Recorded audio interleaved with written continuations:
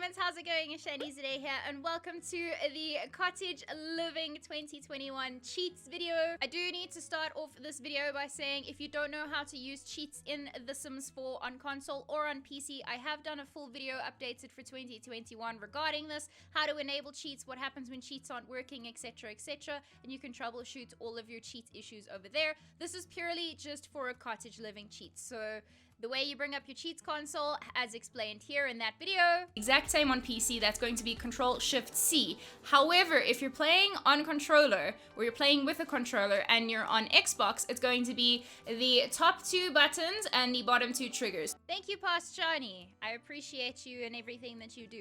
Cheats do need to be enabled in order for these cheats to work, so testing cheats true or testing cheats on brought up in your cheat console. There is going to be a lot of shift clicking in this video, so obviously if you're playing with a mouse and keyboard either on PC or plugged into your console, shift click is very straightforward and self-explanatory. However, on console, when playing with a controller, it's a little bit more complicated. Shift clicking on your controller is pressing the A and B buttons on your Xbox controller, or pressing the X and circle buttons together on your PlayStation controller. So basically, instead of just pressing in the bottom button on your controller, you're going to press both of these in together. So obviously this is an Xbox controller, but it works the same on PlayStation as well with the X and the circle.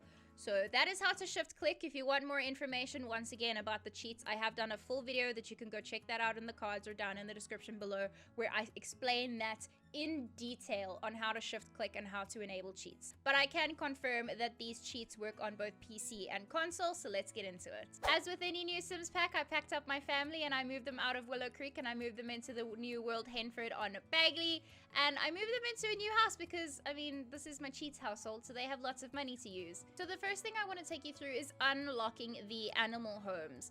Now, to unlock the rabbit's home and to unlock the wild bird's home, there's one of two ways that you can do this here, but obviously in the game, as per game parameters, you need to befriend either a rabbit or a wild bird to be able to unlock that home to place on your lot itself. And as you can see in buy mode, they are locked as of right now. Of course, bb.ignore gameplay unlocks entitlement will be able to unlock these for you, but there are specifically Cottage Living cheats that allow you to unlock these as well. So what we're first going to do is we need some form of livestock to be able to shift click on to be able to enable these cheats. Now, I did get one of the cows the old-fashioned way by buying one. If you shift click on the lovely cow or llama, if you've just created them in that shed, you will see an option to unlock all animal homes brackets debug. That'll be able to unlock both the wild rabbits and the wild birds houses in your buy mode, so you can place those on the lot. Yes, you do need these items to be able to do further cheats. The next cheat I want to cover is instant besties. So what you're going to do is you're going to shift click and you're going to select debug create rabbit, and then the cutest little rabbit in the world is going to spawn. And as you'll notice, we don't currently have a relationship with it. So I'm just going to name it quickly so that we can see in the relationships that there is currently no relationships as with any type of sim ever. So if we shift click and we go to cheat relationship and we go to set relationship to almost friend, max friendship, min friendship, or make friend, obviously those all determine how full your relationship bar is going to be. But for the sake of this video, I'm going to set at max relationship. Now suddenly we're best friends with Monty. So I've already covered how to spawn a rabbit, but to spawn a llama or a cow for free rather than buying them in your sheds, remembering that there is only one animal per shed. So if you want 2 cows, you're going to have 2 sheds. If you want a cow and a llama, you're going to have 2 sheds. Chicken coops are the only buildings that allow you to have multiple animals inside them in terms of roosters, hens, and chicks. But in terms of animal sheds, 1 animal per shed. So I already have a cow that I bought for this video, but if you had to shift click on your animal shed and say create llama or create cow, it'll give you one for free, but obviously you don't have control over what type of cow or llama that'll spawn then, rather than when buying one gives you an option.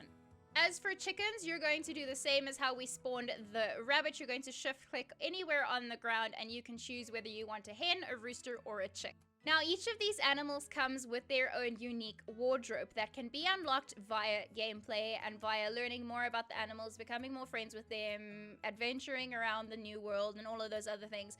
But let's be honest, no one has time for that. No one has time to go find every single piece of item of clothing for the animals in this game. And if you want to know what each of these articles of clothing say about each animal, I've already done a video about that up in the cards right now. More importantly, there are 2 ways to be able to cheat unlocking all of these clothing items. So what I'm going to do is I'm going to shift click on my cow, and there are 2 options. There is an option to buy animal clothing, which of course makes you spend money, but then you can unlock specific outfits. Say now you don't want any of the fox outfits, but you want all of the cow outfits since there's only 5 and there's like a million of the fox ones.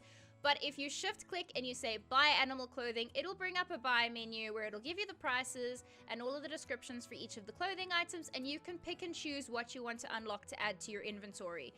If you're a little bit of a cheapskate and you don't want to actually spend hard-earned simoleons, you can just say unlock all animal clothing and that'll put everything into your inventory for free. So let's chat more about chickens, shall we?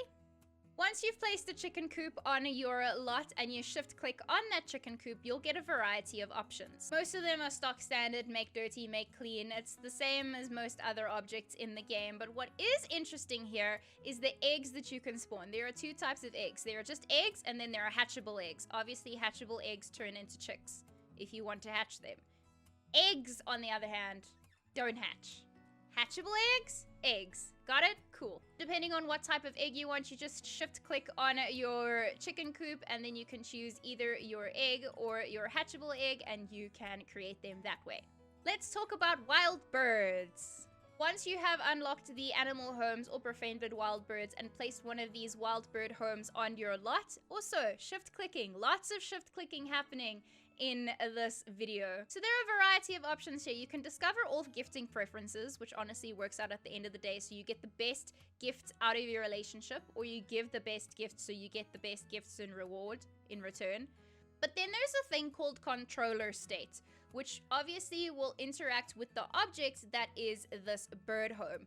So there are a variety of different controller states. They're sleeping, they're singing, they're social. You get the point. It's not really an animal, it's more of an object. It's not like the cows or the llamas or even the rabbits. The wild birds, it's more of a static object that you can set the state of. So if you want them to be more social, if you want to reset the gifting cooldown, or if you want to make them go to sleep for whatever reason, you can set that via the controller state. While we've shift click on the wild bird home as well, you'll see that there's an option to create wool in inventory. That'll help with cross stitching, but also more importantly, you'll notice something called cheat outcomes. So what'll happen there is you can set whether things always fail or always successful in terms of socials with various animals. It's really useful, especially if you want things to go well or if you want things to go badly with an updated death option. Moving on to animal treats. Now, animal treats are something that were added to the game that influence the way that animals will react to you, the type of collectibles that they'll be able to spawn, and obviously enhance your gameplay. So friendly treats, social treats, chocolatey treats, etc, etc. But the thing is, with the treats, you have to be able to learn those recipes, and then you have to find the ingredients to go in those recipes. Don't worry, I've got the cheats for you. So what you're going to do is you're going to shift click on the fridge and you're going to say unlock all animal treats recipe debug.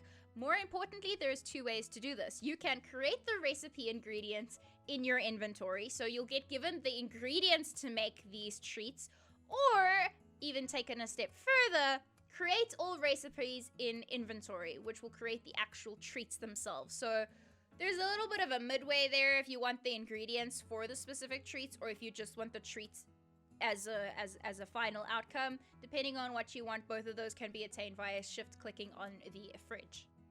Cross-stitching, the newest skill to hit the Sims 4, and I'm personally very excited about it because as you can see, I enjoy my knitwear. But the cross-stitching skill cheat is going to be, as with all other skill cheats, stat.set_skill_level space.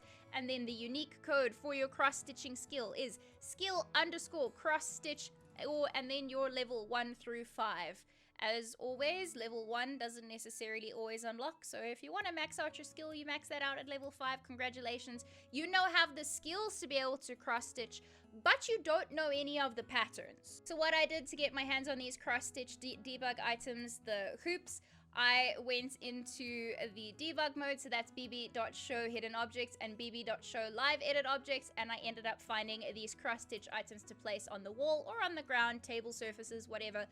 And what did I do? I shift-clicked, and then there are cross-stitch cheats. In that cross-stitch cheats menu, there are 3 options. Create wool in inventory, which is the same as when we clicked on the wild bird home earlier. That'll create the wool in your inventory that you need to create these cross-stitching patterns. Create all patterns in inventory. We'll be able to spawn all of those patterns that you have created into your Sims inventory. Or, the third one, unlock all patterns. There are also additional deaths that have been added into the game, but I will be covering those in a separate video. If there are any cheats that you feel that you would like me to cover in the future, please let me know. As always, if you did enjoy the video, make sure to leave a like, subscribe if you are new around here. Remember that we all human differently, and I'll see you guys again soon. Dag dag!